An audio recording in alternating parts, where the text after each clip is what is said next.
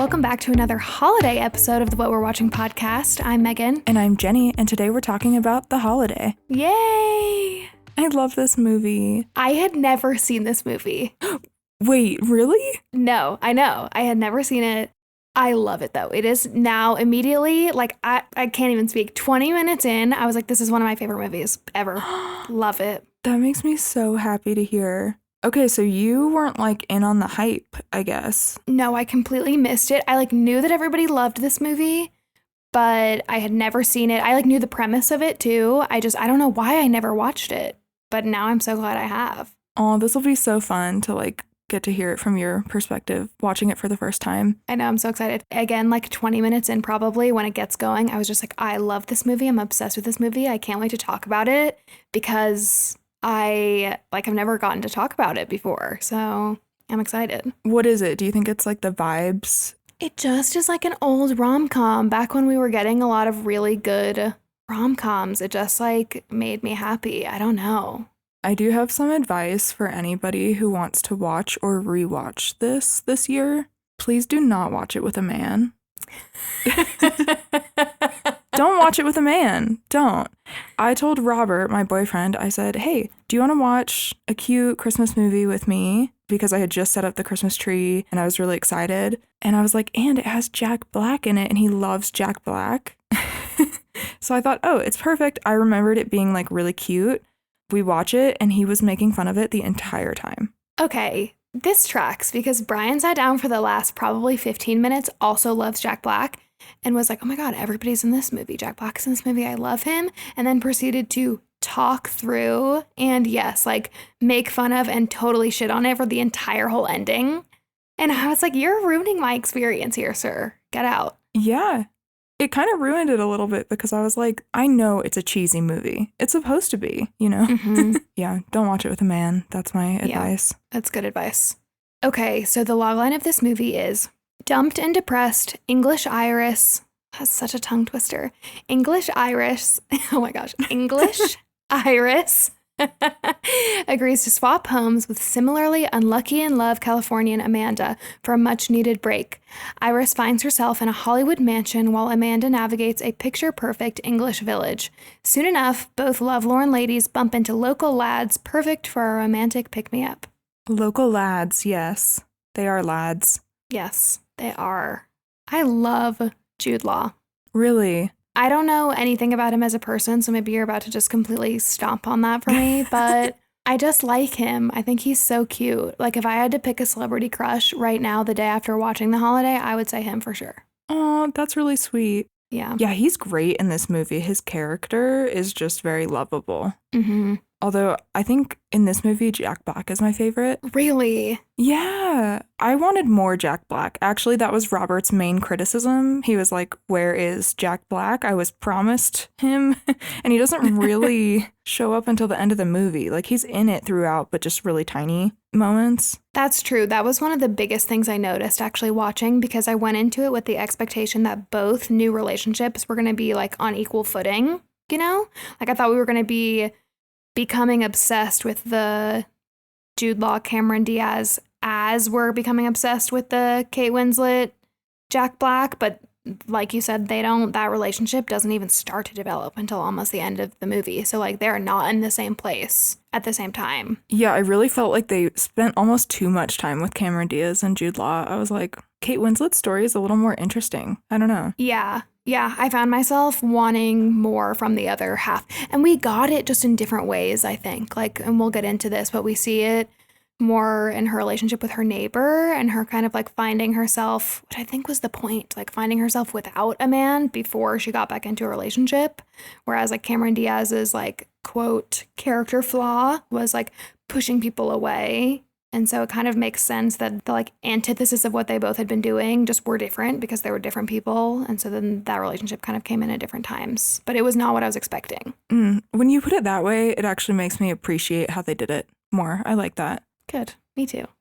Should we talk about the background a little bit? Yeah. This movie was written, produced, and directed by Nancy Meyers. And I didn't know who she was, but she also directed The Parent Trap with Lindsay Lohan. And she wrote Father of the Bride and produced that too, which I've never seen.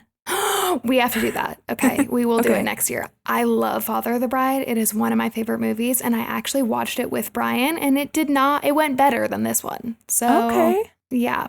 And I love both of those movies. It makes me understand the TikTok trend that's happening right now of like, if my life were a Nancy Meyers movie. I don't know if you've seen that, or like if my life was written by Nancy Meyers. And I didn't get it. But knowing that she wrote and directed this movie, The Parent Trap and Father of the Bride, I get it now. Oh, I didn't even know that was a TikTok trend, but that's kind of cool because you never really see the writer or producer or director even really like highlighted. Totally. They filmed this movie in California and England. I love when they actually go to the locations where it's supposed to be filmed. That's awesome. Mm-hmm. We're not repeating the same studio that we have in like the last 4 episodes, I feel like. Right. Because we finally switched to a movie instead of a TV show. Yeah. And then what did you think of the music for this movie? I loved the music. Loved. Like, I think the intro, especially, like, it's playing in my head right now. I can, like, picture it perfectly, but that is, like, an iconic song. Totally. I didn't know this, but Hans Zimmer did the film score. Do you know who that is? Yes. I had no idea. This seems like such a, like, out-of-pocket movie for him to do. Yeah, kind of, because, like, he's done Interstellar, Inception, Dune, The Lion King from 1994, and Pirates of the Caribbean, and just, like, a ton of other things. So I kind of was surprised that he did a rom-com, you know? I know, yeah. I feel like a lot of his other movies are, like, very big, very cinematic, and, like, not the same as this, like, holiday rom-com. So it's interesting. Yeah. Should we get into the cast? Yes. Kate Winslet. I love her in this. I thought she did such a good job, and I totally wanted to see more of her. Yeah, she was so lovable. Like, just so sweet and wholesome. I think that's why I love this movie, is I love her character. Me too. What is it about? I feel like we got this in a lot of the older rom-coms, like the 90s, 2000s rom-coms, is there's always writers. Like, there are always like newspaper writers involved or like authors. Which I love, obviously. Like, totally glamorizes the journalism profession. 100%. I guess Nancy Meyers wrote Iris with her in mind, which I think is interesting because I don't think she had been in any rom-coms before this. Like, she was mostly in, like, period dramas. Yep, that's what I was about to say. I feel like she was in a lot of period pieces. That's interesting. I didn't realize this was like one of the first, but you're definitely right. It definitely was. And she's perfect for it. She's perfect. And she said she was really nervous about being in a rom-com because she was like, what if I'm not funny enough? Oh, that's valid. I actually never would have thought about that because I feel like rom-coms get a bad rap, at least just like in pop culture, because they're like quote girly or like they can be kind of cheesy, like we said. And, you know, men usually don't like them. Not to like get on my soapbox, but I feel like a lot of times with like reality TV being called trash TV or like rom-coms being called like cheesy and stupid, I just feel like women's cute little interests like don't get the same attention. And so I never thought that like an actor or actress might actually be intimidated to do one, but I would be intimidated if you put me in a comedy of any kind. So I get that. I wonder if it's almost like more intimidating because you're like, I have to make the rom-com good. Like, it's up to me whether it turns out good or not, you know? I don't know. Yeah, totally. I feel like this was maybe Elizabeth Banks, but maybe that's not right. I heard some actress in an interview say something similar, that like, not that dramatic acting is easy, but dramatic acting is much more straightforward. And then being in a comedy can be really intimidating because you have to get the timing right and the facial expressions right and like the physicality and all of it has to line up, as opposed to dramatic acting, you can like take a more serious stance. But who better to be an acting partner with than Jack Black in this? Right? He probably made it just like so nice and like easy because he's just chill. I don't know. And he is so funny. And I feel like a lot of his background before this probably was in comedies. So I feel like that's a nice balance. Yeah. This is a fun fact, but Kate Winslet actually dated Rufus Sewell, who plays Jasper, her ex-boyfriend. She dated him in real life about 10 years before the movie. That is so long before. I know. Like, how old are they? I'm sorry. I don't know how old they are. Should we look it up? Yeah, hold on. I'll check really quick. Do you know when this movie was filmed? 2006. She was born in 75. She was still really young in the 90s Yeah. then. So they dated really young, like teenagers. Really? Maybe like early 20s if they're rounding. Yeah, 'cause she would have been like 20, early 20s when they filmed this, which I feel like I would have pegged her like 30, at least. Yeah, wait, this isn't making sense to me, but yeah. I guess they dated for like a couple months and she was just happy that he got the role and it was just like a friendly thing. They weren't upset with each other or anything. I actually love that because in the movie you see this like very friendly, just sort of like, what's the word? You can tell they just like have a friendly background, the characters do, or at least a history, a long history. And so it's cool that the actors actually had that too. I'm sure that helped. Yeah, like it was real chemistry. Definitely. I love that. Okay, Cameron Diaz. I think she crushed this movie. Me too. I love her. I miss rom-com Cameron Diaz. I want her back. What has she been up to lately? I don't even know. I think she's very into like the health and wellness space, but I don't think she's acted in a long time. Because I know she wrote a book about like nutrition or something. I know which one you're talking about, yeah. But I haven't seen her and stuff for a long time. Me neither. But this was like her rom-com era. And so the role of Amanda was also written with her in mind. This is a theme of this episode. Nancy Meyers just knew who she was writing for, and I guess she could get whoever she wants on the movie, so. Yeah, that's actually awesome that she wrote it for both of them, and then they actually came on the project. Love that. Yeah. Also, how come I completely forgot that she's Princess Fiona from Shrek? I always forget that. I was like, wait a second. I remember she was iconic as Princess Fiona, but I always forget. She's been married to Benji Madden since 2015, and they have one daughter. Wow. I know. And Benji Madden is, I don't really know who he is, but he's Joel Madden's brother. Okay. Yeah, I don't know who he is, but I feel like we've run into so many couples in the last few episodes that have been together for a really long time. I love it. And it's always the ones that I didn't expect. Like, I don't hear about their relationship ever. Right, which I think is... I kind of respect that. Yeah, part of it, I'm sure, because they're just not out in the public and like having a bunch of stuff written about them. I love it. Or I feel like it's because one of the people isn't famous or is not very famous. Yeah, that's fair. Which I think helps. Yeah. And then this is like a really cute fun fact. Cameron Diaz has her own wine company now called Aveline. I think that's how you pronounce it. Cool. And as we're recording this, tomorrow they're doing a screening of The Holiday and having like a watch along. Aww. I just think that's really cute that like Cameron Diaz has had her brand like embrace this movie that she was in. Also a movie where we see her drinking a lot of wine. So it's kind of cute.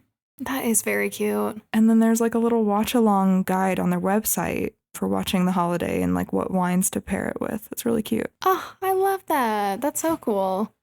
Especially she's been in so many movies and so many rom-coms. So it's cool that they've like pulled this one out. That makes me feel like she liked it and she probably had a good experience. And people love this movie. Like it is just such a holiday classic, I think. Let's talk about your man of the moment, Jude Law. I love him. I just think he's so cute. And also I love him because he plays Dumbledore in the new Fantastic Beasts movies. Yeah. Like young Dumbledore. And he's really good in that too. So he is the perfect casting for young Dumbledore. Perfect. Agree. I didn't know this, but Robert Downey Jr. actually auditioned for Graham. I could see that, like a young Robert Downey Jr. I could see it. You're like, no, Jude Law. It just would be so different. No, it's not for me. Because I love Jude Law. I just think like Robert Downey Jr. has like a much rougher edge. Yeah. So I just think that the character would be different. Because I'm picturing like Iron Man. But like Jude Law, like, you know, he needs to cry in this movie and he needs to be soft and like a girl dad. So yeah, Jude Law was perfect. I think he was nervous to be in a rom-com too. I don't think he had been in one before.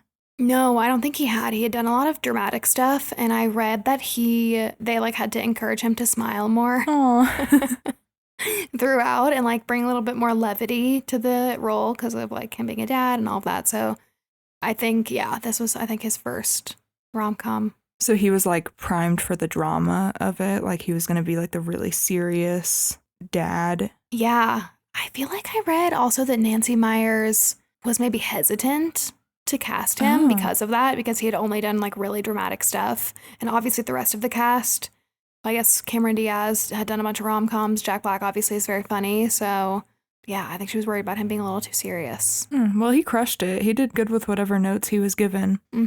Agreed. He has 7 kids. I did not know he had any kids. He has 7 kids with 4 different women. Literally never would have guessed.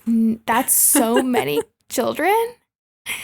That's so many. I know. And the character Iris was named after his daughter. Aww. So Iris Law is actually, I want to say she's like 23 right now. Wow. And when I Googled Jude Law, the first thing in the news that comes up is Iris Law. So I think she's like up and coming. Huh. Oh, that's very exciting. Yeah. I can't wait for that. Also, what a badass name. I love that name for her. I like the name Iris. I think it's cute. Iris Law. Yeah. It's a good one. Wow, 7 kids. I'm going to be thinking about that for a while.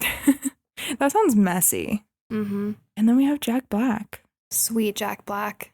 I have to admit, he was not for me in this movie. Really? Really? Okay, Yeah. tell me why. Or maybe I just wish we saw them more, because, like, I was so bought in to the Cameron Diaz, Jude Law story of, like, they're so great together, and, like, I bought the romance completely, and I just, like, didn't buy it for the other two, which I totally think is just because they left it to the end of the movie. But it just, like, I don't know. He was just, like, so goofy, which I know was the point, and, like, also what I would like in real life, but I don't know. It just, like, it was just, like, it was, like, a silly pairing to me. And maybe that's because I know he's Jack Black. And I like, Jack Black is so silly that, like, I just couldn't take it seriously. I don't know. Isn't it interesting, though, that he's kind of, like, the most realistic love interest in a rom-com? He is the guy that women fall for. Like, he is the one. He is the guy that we all know and love. So I just think it's interesting. 100%, yes. Yeah, he's like the reliable best friend that actually shows up, which is like what they were portraying. Yeah. I think it just goes to show like how conditioned we are to see the more emotionally up and down relationship or like the more of the games and be like, oh, wow. I like so am bought into that. Whereas when we see like the normal friendship development, we're just like, or at least I was. So I don't know. I don't think you're alone in that opinion. I feel like people probably agree with you. But I loved him in this role. I thought he was great. He's so funny and cute. The role was actually written for him, too, which is just crazy. But Nancy Meyers saw School of Rock, and she was like, somehow, lead of a rom-com. The vision that she had for these three, like pulling Jack Black from School of Rock, pulling Kate Winslet from her period pieces into this is like so wild. It makes me so happy for her that she just like, she got them all, it seems like. Yeah. How did her brain like connect all of them if she was writing the parts for them? That's just weird. Yeah. But awesome. Jimmy Fallon originally auditioned for Miles, which I could see. I could totally see that 100%. Did you ever see the movie with him and Drew Barrymore? It's like a baseball themed rom-com. No, I don't even know what you're talking about. It's actually really good. I think it's the first and maybe even the only, one of the only movies that Jimmy did after SNL. So he's super young. I think it's how he met his wife too, because Jimmy Fallon's wife is Drew Barrymore's producing partner and like longtime best friend. And Jimmy Fallon and Drew were the two leads of this rom-com, and she was on set, so I think that's how they met. It's actually a really cute movie. So I've seen him in the rom-com role before, so I could totally see this. That makes a lot of sense. Also, I don't know if you've seen on TikTok, but people talk about how young Jimmy Fallon was such a heartthrob. Yeah. Have you seen pictures of him? Yeah, they're kind of right, so I could see it. Yeah. So I guess Jack Black was pretty nervous also, this is a theme, about being in a rom-com. But when he heard that he would be playing the part opposite Kate Winslet, he was like, okay, I'm in. Totally. Which, fair. Yeah. I kind of love that Nancy Meyers is just like puppet master here and just like is like, I don't care if you're nervous. I want all of you. You can do it. I imagined you here. You're going to do great. And then that was true. Yeah, you have to think that like somewhere someone is like, hey, it's a rom-com. It's not that serious. You'll be fine. Yeah. But I could see why he was nervous because like he hadn't been in a role like that before and he didn't really like see himself as a romantic lead, you know? Yep, totally. And then speaking of like long-term celebrity couples, he's been married to his wife, Tanya Hayden, since 2006, which is when this movie came out. That is so long. I know. Good for him, right? I love that. Yeah, that makes me so happy. Do they have kids? Do you know? I want to say they have like 1 or 2 kids, yeah. Okay, just curious. And then I know Jack Black has a band called Tenacious D. Wait, I did not know that, but I've definitely heard that before because I've heard of the band. Yeah, and Robert really likes it. That's what I think he was expecting a little more Tenacious D in this rom-com. I was like, no. Not the place. Not that kind of movie. Yeah. Okay, should we get into the movie recap? Yeah, let's do it. First, I didn't even ask you, when did you originally watch this? Like, have you been a fan of it forever and ever? Oh, yeah, as a kid. Okay. As a kid, totally. My mom and I used to watch it all the time. And I actually hadn't watched it in many, many years. So I forgot a lot of stuff that happened, and I was excited to rewatch it. And of course, it was like a little ruined by watching it with someone who wasn't receptive to the movie.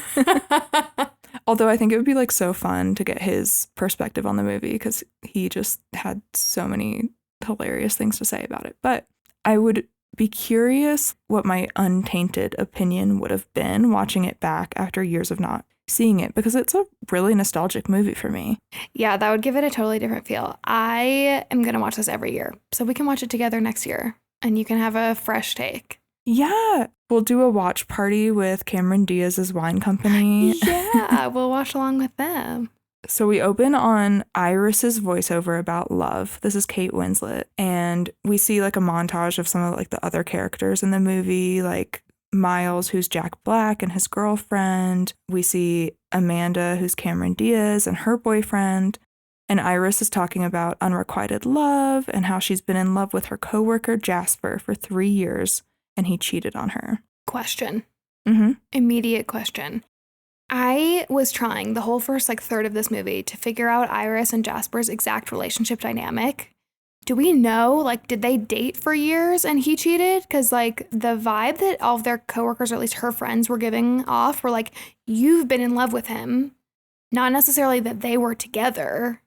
And then, but that he cheated on her, which means they definitely were together. Yeah, it's a little confusing because then I also think they reference him as her ex at one point. Yeah. So, good question. I don't know. Yeah. I assume that they, like, maybe she was in love with him for a long time and then they dated for like a few months and she was just way more invested because she had had feelings for so long and it wasn't serious to him. Or like he liked the attention. That's like kind of the vibe I get. Mm-hmm. I don't know. Oh, and this next scene made me so sad because they're at their newspaper or workplace's holiday party and Iris is going to turn in her draft quickly before the deadline and Jasper comes in the doorway and they're talking and Jasper says, oh, I have a gift for you. And she goes, oh my gosh, I do too. And she pulls out this like wrapped, adorable gift with a bow and you can tell his face just goes like panic. Like he definitely never had one. He was just saying it, I think, to like, I don't know, fuck with her or like be nice or like formalities. And then, yeah, she gives it to him and it's this like very special first edition book. And he's so excited about it. And it just like breaks my heart to watch it. Yeah. And like the worst part is he's like, oh, I misplaced mine to you, but you would look hot in it. And I'm like, ew. Ugh, I know. She got him like this really thoughtful gift from this place that they had visited before. And it's just like, I don't understand you. Yeah. I don't understand why she loves him so much. He's just like a dick. I know. He sucks. And then they go back to the holiday office party. The boss gets up and announces Jasper is engaged to another coworker, Sarah or Samantha or something. This, like, in rage. Just rage. But this is, okay, this is the girl that he cheated with, right? We do find that out much later, don't we? I think so, yeah. I think so, okay. Because at the time, I was, like, trying to piece it together. Where I was like, oh, my God, is this girl? Is this guy just, like, a player and he's with somebody else? Like, so confused. But it just made me sad for her. You just like see her heart break and her eyes like well up and he makes eye contact with her and it just sucks. I'm like, literally 30 seconds ago, you were in her office saying you got her something that's gonna look hot. Ew. Gross. Yeah. And you're already engaged. Yeah. Hate it. And she's just devastated. It's so sad. Mm-hmm. So then we switch over to Amanda, Cameron Diaz. We find out that she's a movie trailer producer that lives in LA. Her house is bomb. I love her house. And she's like in this fit of rage, just like running around the house fighting with her boyfriend because she thinks that he slept with his secretary or his receptionist. And we find out a lot about Amanda in this scene. One of the things we find out is that she can't cry anymore. She tries. And that she also has these esophageal spasms. Yeah. Which was like stressful to watch and never came back in the way that I thought that it would. I was going to say that. I was like, it literally never came back again. Like a couple times she like rubbed her chest and that was it. Yeah. I think we were supposed to get out of this, and this is like jumping to the end. But I think the point is that this was supposed to be like her repressed emotions. Because whenever she would get really emotional, she would like rub her chest and that would be happening. And then at the very end, we see her like rub her chest. This is like total spoiler alert, but I guess we're about to talk about it anyway. She like rubs her chest again and starts crying for the first time. So my guess is that that was supposed to be like a metaphor, but it was weird. I like really thought we were going to end up back in the hospital or this was going to be like a big payoff and it just never happened. Oh, yeah. I didn't catch that at all, but I love that theory. I was just thinking like, oh, she's overworked. Like she needs a vacation. Yeah, also could be that. So she eventually gets him to admit that he did cheat on her with the receptionist, which I just wanted to like kick him in the nuts because I'm like, she has been like hounding you for like an hour and you've been denying it. And then he finally admitted it and I was just like, what a dickhead. So she does break up with him. And there's this kind of whole thing about how he's like, you ruin every relationship you're ever in. You back away from everyone. We don't ever have sex anymore. All this stuff that becomes sort of the baggage that she carries throughout the movie. So I thought this was a good way to like get out everything that she's been dealing with in one scene. But in real Amanda fashion, she goes right back into work. We find out that she has like a movie trailer editing room in her house. And so her coworkers are there who are Kathryn Hahn and John Krasinski. Whoa. Oh my gosh, I freaked out. I didn't know they were in this movie. Me either. Obviously, because I'd never seen it, but like, I was so surprised. And then in the same scene, we see them editing a movie trailer, and the movie trailer stars Lindsay Lohan and James Franco. It was so random. It was so random, but so needed. Like, I loved everything about it. Yeah. And I didn't realize, like, it's Lindsay Lohan because she did The Parent Trap with Nancy Meyers previously. And didn't Kathryn Hahn too? Wait, wasn't Kathryn Hahn in The Parent Trap? Or no? I don't think so. Wasn't there like the friend, like the Chessie. You're thinking of Chessie. Yeah. She was very Kathryn Hahn type, but no. Okay. Different actor. Yeah, the scene was just hilarious. I was like, oh my God, everybody is in this. And then we don't really see them again, but it was like a fun little cameo scene. Yeah. And this kind of leads Amanda to decide that she needs a vacation. She like is obviously jumped immediately the second she's gone through this breakup back into work and is just like, wait, I need to back up. And so we see her like Googling places to vacation solo. And she finds this home swap website and comes across Iris's listing of her house because it's in England and they speak English, which I feel that. And the two of them start messaging back and forth and agree to swap houses for 2 weeks starting the next day. Which is just wild. It's like, yeah, hop on a like 12-hour flight tomorrow. And I'm like, no, we jumped right in here, girls. Good for you guys. Although something crazy that I read was that Iris's house, this like adorable English cottage, was only built for the movie. And so it's not a real house. That's crazy because it looks old. I know. Like it looks lived in. And Cameron Diaz's house is a real house. I think it sold maybe a handful of years ago for like $9 or $10 million. Woof. Actually exists. And this one was just made for the movie. Crazy. That is crazy. I guess they had to like probably do stuff to like make it look old and like do the garden around it and everything. Like, like all the moss on the house. Like props to the set design team for that one. Isn't that just like a lot more work than just like finding a house that would work? Yeah, it surprises me. That maybe deserves a fact check. If you're listening. No, I heard it too. Okay. So I think you're right. That's right. Yeah. While boarding the plane, Iris gets a message from Jasper asking how he can reach her when she's in California. Which I'm like, just leave her alone. You're engaged. No, Go away. It's giving narcissist. Like, just needs so much attention from her, even though he's engaged to somebody else. It's ridiculous. Yes, but I do understand the allure because he has beautiful curls. Mm-hmm. Beautiful. Yeah. Anyway, she tells him that she needs to fall out of love with him and that he needs to let her try, which is iconic, but like came across a little bit cheesy to me when I watched it. I don't know how you felt about it for the first time. Yes, I thought she was going to delete it. Like, as she started writing, like, we both know I'm in love with you. I was like, no, girl. No, girl. No, no, no, no. Don't tell him that. Yeah, but it was also an iconic line. I really liked I need to try to fall out of love and you need to let me try or something. I thought that was, it just broke my heart for her. Mm-hmm. And then meanwhile, Amanda is also on her way to England and she's in first class and she's all comfy. And she has this like weird movie trailer narration that goes on about her life in her head. And this persists throughout the whole movie.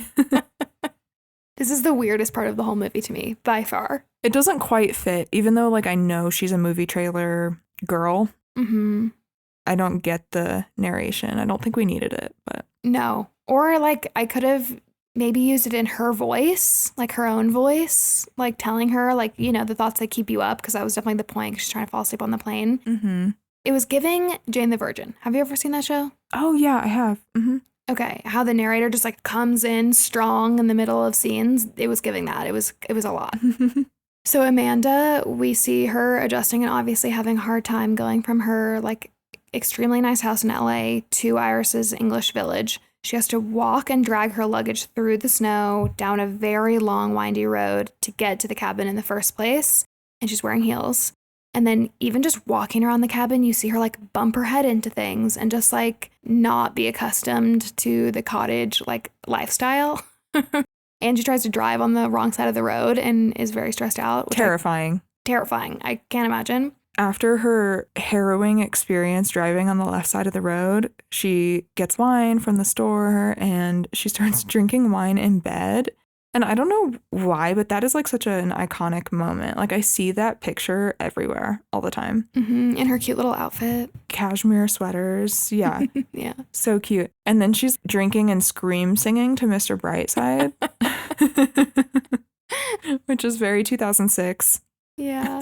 I loved this part. And I guess like she's doing like everything that you would do if you got to a place by yourself near Christmas. Yeah. And you're trying to like make the most of it, but like she's not having a good time. It's kind of like she exhausts all of the fun things in that 6 hours or whatever. And we see her just kind of be like, what did I do?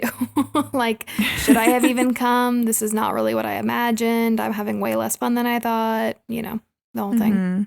Iris, meanwhile, is having the opposite experience, is loving Amanda's big house, obviously. She goes through her whole movie collection. And we see her also like kind of hilariously try to figure out how to open the gate when Jack Black comes over.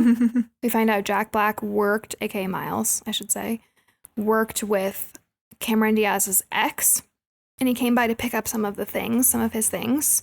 And they have this like adorable meet cute moment where Kate Winslet comes out of the house and Jack Black is coming out of the car and they kind of like meet and she has something in her eye. Like it's really windy. And so Kate Winslet gets something in her eyelash and Jack Black is like, oh my gosh, do you want me to get that for you? And it's just like everything stands still. And he's like pulling this thing out of her eyelash. It's actually very cute.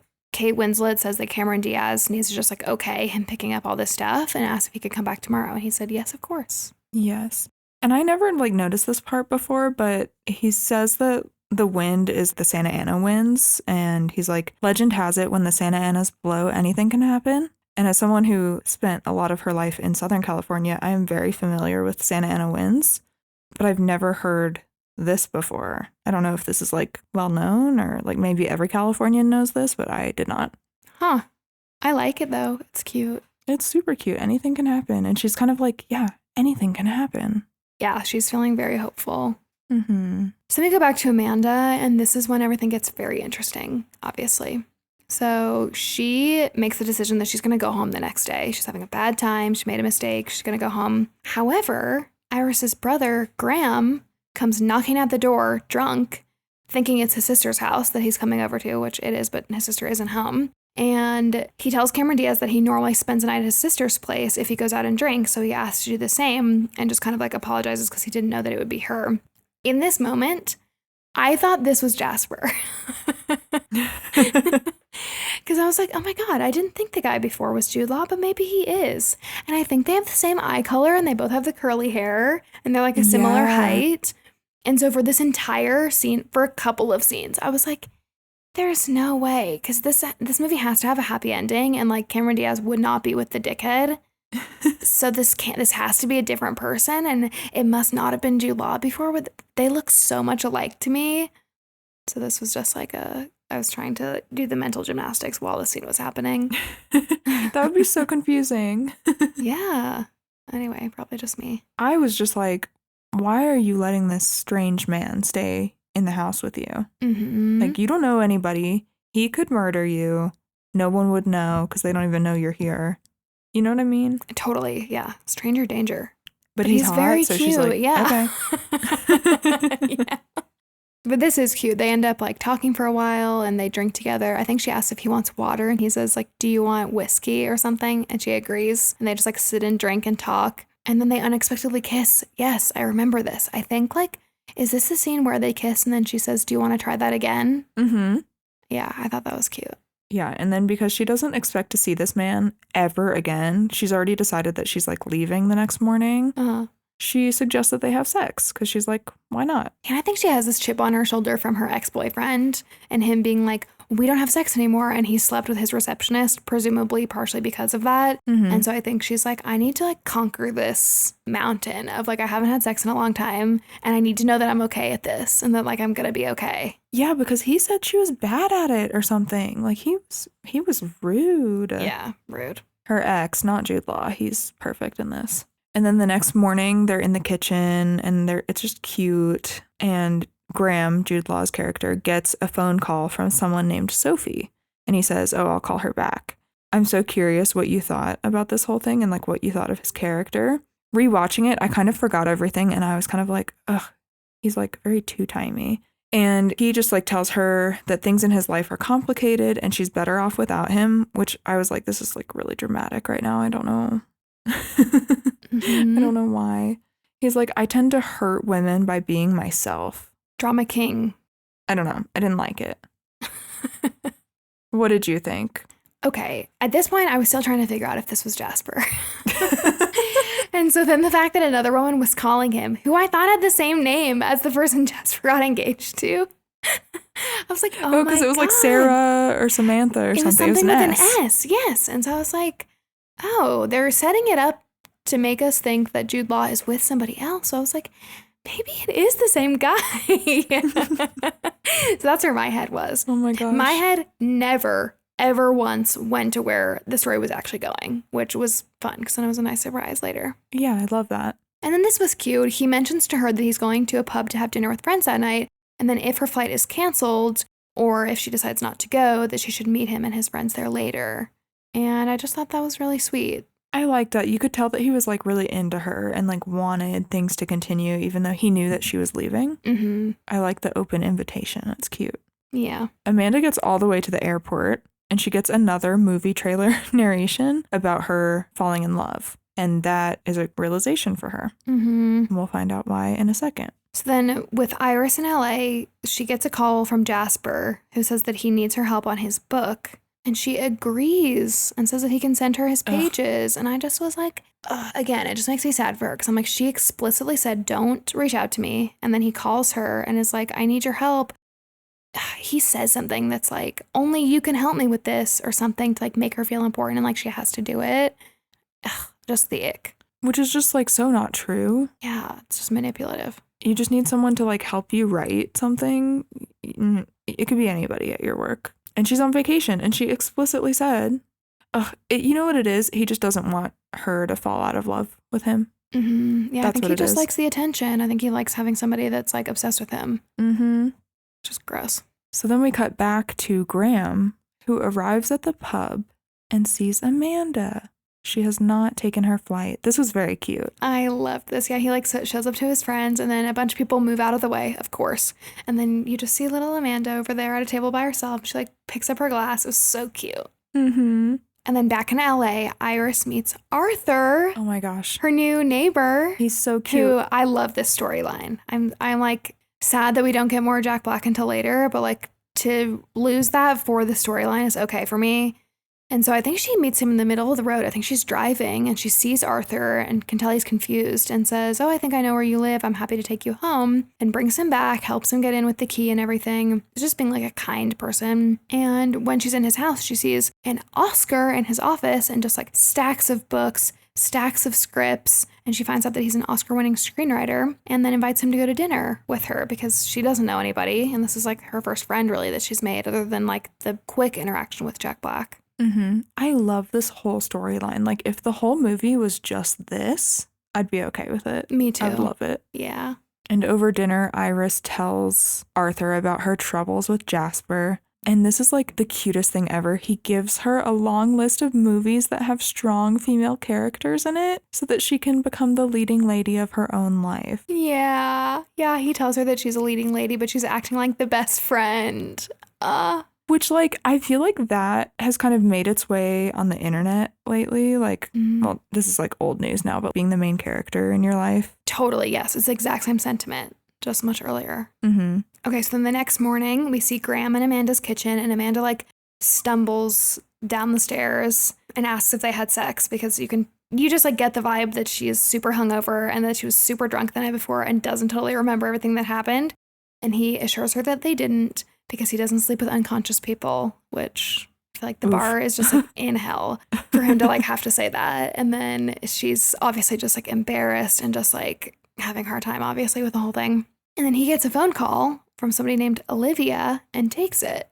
So this is the second time that they've been together. And in the morning, he gets a call from somebody. So you can tell it's just like kind of bugging her in the back of her mind. Mm-hmm. But she also knows that she doesn't have like any foundation to be like upset because she's telling him that she doesn't want anything serious, you know? Totally. Then Amanda and Graham go out to lunch to get to know each other. And at first it's like this interrogation almost, like it's very awkward, forced get to know each other. But then they kind of open up and she tells him that she and her parents were the Three Musketeers and that they separated unexpectedly when she was 15. And that was the last time she cried. And then like all the barriers are down. They have a great time after that. Mm-hmm. I think she said it was maybe the first time that she's thought about that or talked about it in a really long time. So it was just cute. I thought it was a really good moment. And you can tell like he's different to her for some reason, even though she's trying to like make it sound like he's not.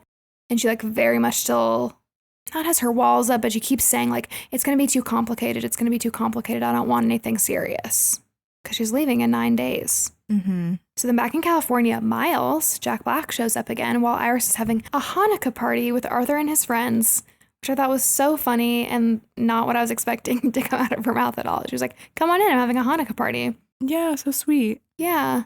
And Miles ends up staying and hangs out and has fun at the party. And then as he's leaving, he kisses her on the cheek twice and then apologizes for it in like very funny Jack Black fashion.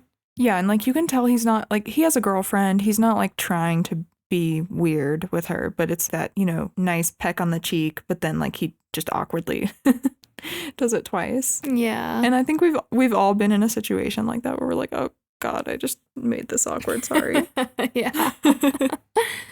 And then Amanda is in the bath and her movie trailer narrator comes on again and says that she pushes every guy away. And so she decides to surprise Graham at his house with an apology. And when she gets there, she kind of hears some commotion in the background and she's like, oh, you have company. I'm so sorry. Then she finds out that he has 2 young daughters, Sophie and Olivia, and he's a widower. Yeah, I love this scene. Everything about this relationship from here on out, I was like so bought in because I just like loved the girls and they were so cute.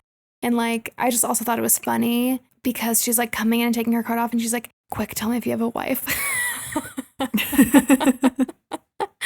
And he, you know, like you said, says that he's widowed and I don't know. I just loved it. It was just like very wholesome. Yeah. Was it a surprise to you? Huge surprise. Huge surprise. When she showed up, it was giving The Other Woman. Have you seen that movie? No, but I can imagine that it's about the other woman. Yes, it's really funny. It has Leslie Mann, Kate Moss, I think, no. One of the Kates, the youngest Kate, and Cameron Diaz. And she shows up like this, and the wife opens the door. Yikes. Spoiler alert, sorry. That's kind of like what I was expecting. I was like, oh my God, this is like Cameron Diaz's type. She's like gonna show up and it's gonna be a wife for sure because of like the phone calls and everything. I had no idea that it was gonna be that he had little daughters. No idea. Yeah, I loved it. The scenes were so cute. And then when Amanda finds out that they call themselves the Three Musketeers, that's when it's like over for her. I know. She's bought in fully. Mm-hmm. But she does confront him. She's like, I'm just trying to figure out like why you kept your daughters a secret from me. And he tells her that compartmentalizing his life helped him deal with being a single father. And he doesn't want to bring a woman into the girls' lives unless the relationship has a future, which I totally understand. And as someone who was raised by a single mom, she did the same thing. Like, she wouldn't bring a man around the house until she knew for sure, you know? Yeah, this made me feel for him because at first I was like curious, just like Cameron Diaz. Like when we were on our date and I was telling you all about all of my, you know, emotional history, why wouldn't you have brought it up then? It's such a big part of your life, obviously. But then, yeah, hearing him talk about it, I was like, of course he didn't, because she was leaving in a week and he didn't expect her to show up at his house. So yeah, I totally get it. And so back in LA, we find out that I think it is the WGA, the Writers Guild, wants to do a tribute to Arthur's screenwriting contributions and his life. And Arthur says he doesn't want to get up in front of everyone with his walker, and also makes a comment about how there's only going to be 5 people in the audience. And you can tell he just kind of thinks it's going to be embarrassing and he doesn't want to go there. But Iris persuades him and says, just do it. I will exercise with you so that you can walk without your walker at the event. Which I thought was very sweet, but also like, is that how that works? Like, can you just do some exercises and not need your walker anymore? That felt oversimplified, but whatever. It was cute. It was like a good bonding moment for them. Yeah, I'm just gonna pretend that like she already knows that the reason why he needs a walker is not because of some other underlying cause. It's just because he's not very mobile, and we'll just pretend that that's the case. Okay, I love the next scene.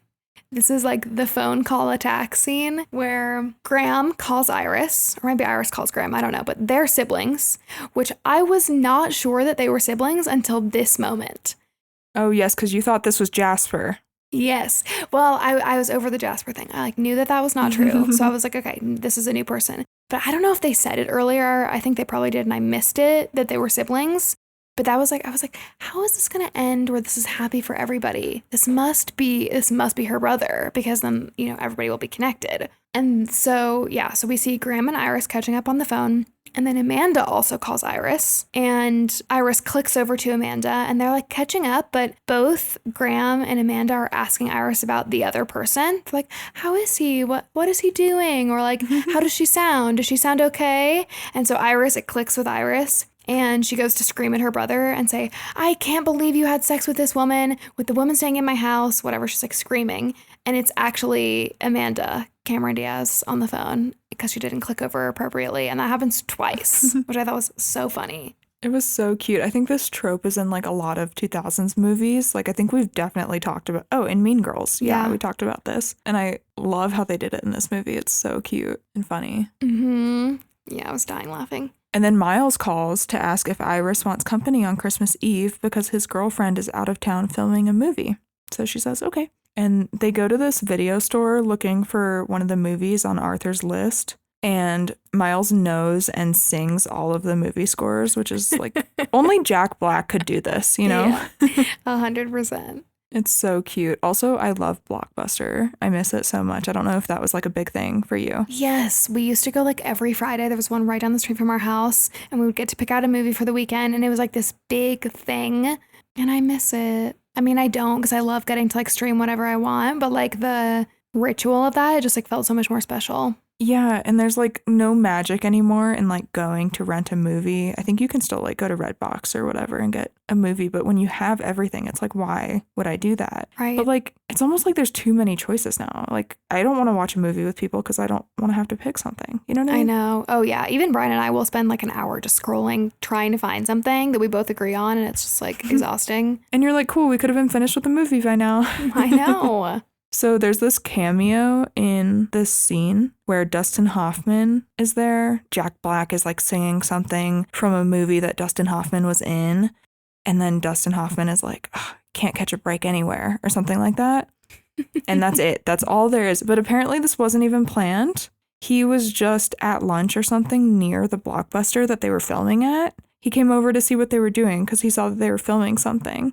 And he's Dustin Hoffman, so he's like, I'll go check it out. Yeah, he's friends with Nancy Meyers, so they just wrote him into the movie. That's cool. That's actually fun. I know. How fun for him, especially. So many cameos. I know. So many people just like popped into this movie. I also read that in this scene they had to remove all the Jack Black and Cameron Diaz movies from the blockbuster so that they wouldn't like be in the background of one of the shots, which I thought was funny. That's so funny. Yeah. Because it would be distracting to be like, oh, look, there's School of Rock, you know? Yeah. Yeah. Although I think it'd be cute if he started like singing the score of School of Rock. It would have been like a really funny gag, but they would have had to change the cover or something. Yeah. And then while they're at the store, something devastating happens. Miles sees his girlfriend, Maggie, who's supposed to be out of town with another man. Miles and Iris go home together and kind of lament about their love lives. And Iris tells him about her troubles with Jasper. Yeah, it's really sad. And like, it's nice though that they have each other because I feel like they can both relate to a similar situation, obviously. But it just made me sad because Jack Black's character in this, Miles, is just like so wholesome and like kind. And it just sucks. He said he sent her Christmas gift to New Mexico or wherever she was filming. Yeah. And that it was on its way there. And she's in California. Yeah, he said he like stood in line at UPS or something to make sure it got there on time. And they talked on the phone that morning and she said it was snowing. So he was like, she must have Googled the weather because she was lying. Oh my gosh. Yeah, it just sucks. So sad. Oh, but then they go home. Okay, so they go home and they're kind of comforting each other. And then Miles gets on the piano and he's coming up with a song because he's a composer for Arthur's presentation on stage, like give him the confidence to walk out on stage at the gala. And then he also wrote one that was Iris, if she was a melody, which I just died. I thought that was so cute. So cute. His character is just so unique. Like, I love that he did this. Yeah, agreed. And then meanwhile, back in England, Graham and Amanda discuss how they'll possibly make long distance happen. And Graham tells Amanda that he's in love with her. And he gives like this long, really heartfelt speech about how he loves her. And she just like doesn't know what to say. She just can't return the thing. And he's like, oh, I'm such an idiot. Sorry. I know you told me that you weren't going to fall in love with me. And I literally just spilled my heart out to you. Oh, it made me so sad. I just wanted her to say it back. And yeah, it was just so awkward. I hated it. Then Iris and Miles go out for Christmas Eve dinner to bring each other's spirits up.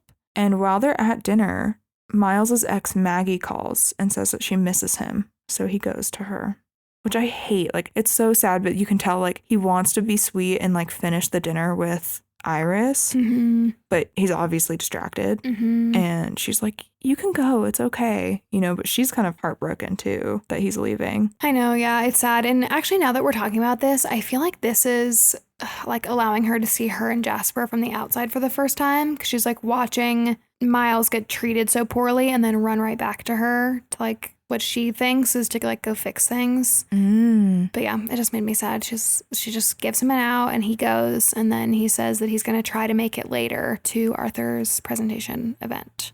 And then when Iris goes home, Jasper shows up, which is just wild. Jump scare. Yeah, jump scare for sure. He must know her address because he sent her the pages, like he FedExed them. Right. Because I was trying to figure out, like, how did you find her? This is creepy. Yeah. He calls her and he's like, I have a gift for you. And then he's like, go to your front door. And she opens it and it's him. He tells her that he doesn't want to lose her. And she's kind of like falling into his tricks again. You can tell she's hopeful. Yeah. Like you can tell she's just like, if he flew all the way here on Christmas Eve and says that he doesn't want to lose me, it must mean that he's not engaged anymore and therefore wants to be with me and came to his senses. You can tell she's like really fighting with herself on whether or not to like buy what he's telling her. And eventually I think she asks point blank, like, but are you still engaged? And or maybe she asks if they've broken up and he says, not exactly or something. And she's like, no, I'm not doing this again. You need to get out.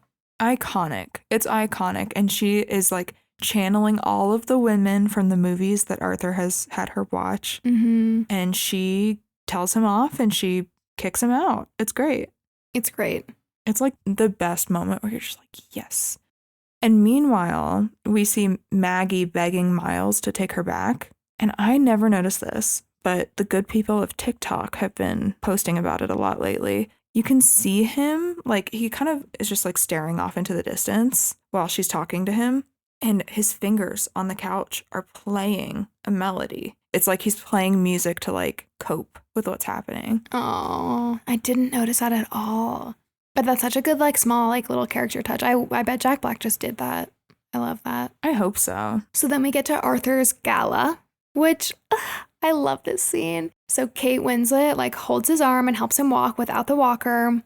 And they go into the event and it's packed. There's so many people there. It's a standing ovation. You can tell he's just overwhelmed. And so is Kate, aka Iris. It's just like overwhelming. There's so much emotion. She helps him walk down to the stage.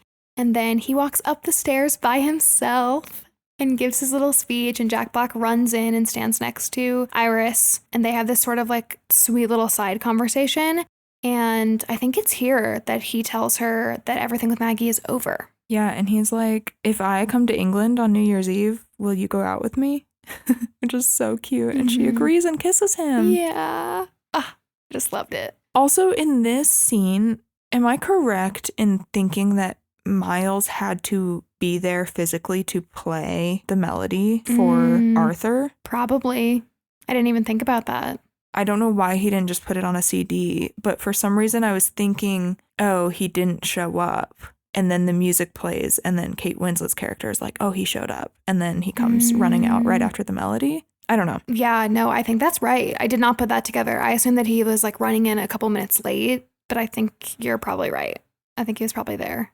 So then we go back to England, and we see the like very sad goodbye between Graham and Amanda. And Amanda gets in the car to go to the airport, and she does the whole thing where she's like clutching her chest. So I was like, okay, they're going to go to the hospital. Like there's going to be some big payoff. But then she just starts crying, and it's the first time she's cried since she was a teenager. And she tells the car to stop, and she runs back to the cottage in her heels. This is when Brian came in and just started to ruin the ending. Oh no. Because he was like, she could not be running in heels in the ice like that, which fair point. I also noticed it.